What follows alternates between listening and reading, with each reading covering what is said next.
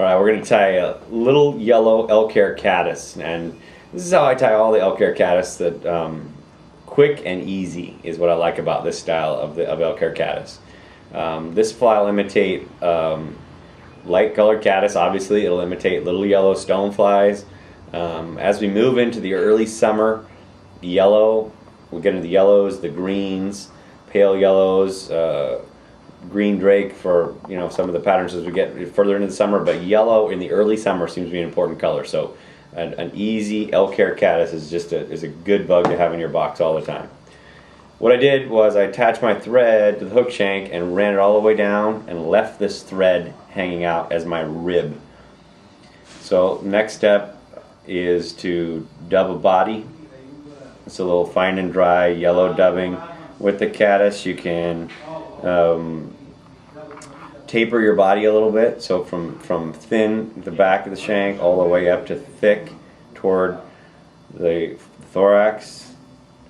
And it may take a couple goes here at developing that body just a little bit. I am still going to tie in a wing as I go, so I don't want to crowd this. I'm going to go right about there.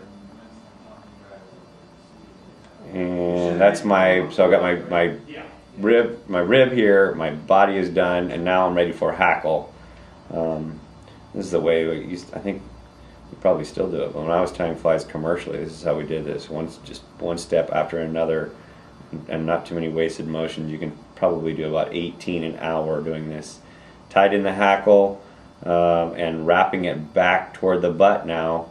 And the speed aspect of this comes in is I left my bobbin there, and now I'm going to use that thread rib, and that's why matching the color of the thread and your body relatively closely is critical. Obviously you don't want to run a black thread through this fly right now, but I'm going to run that all the way up. Weaving it through there adds a ton of durability, and you could even use monofilament for this, but again, for speed I like the same thread that I'm using, and then I just tie that rib off, and that's hackle over body, or palmered hackle. Cut off the hackle, cut off the rib. Final step is to tie in our deer hair or elk hair. In this case I'm going to use a light elk hair because little yellow stones are going to have little yellow, or going to have lighter colored wings.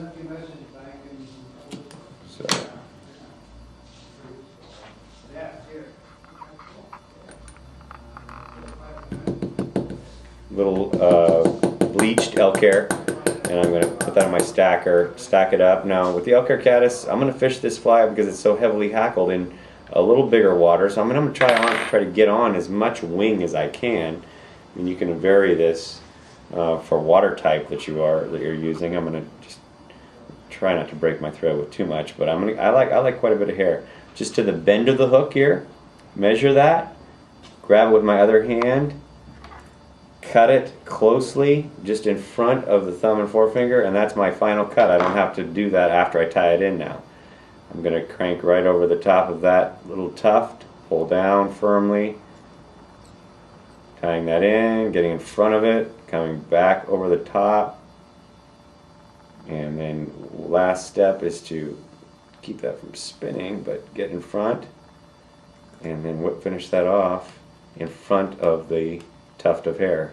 So that measure, cut, and tie down method, rather than tie in and then clip and then try to find the thread again, is a little faster method. That's a little yellow elk hair caddis, great fly to shoots, Mackenzie, most western waters, and elk hair caddis in a couple different colors. Really, it's going to be in your box for sure.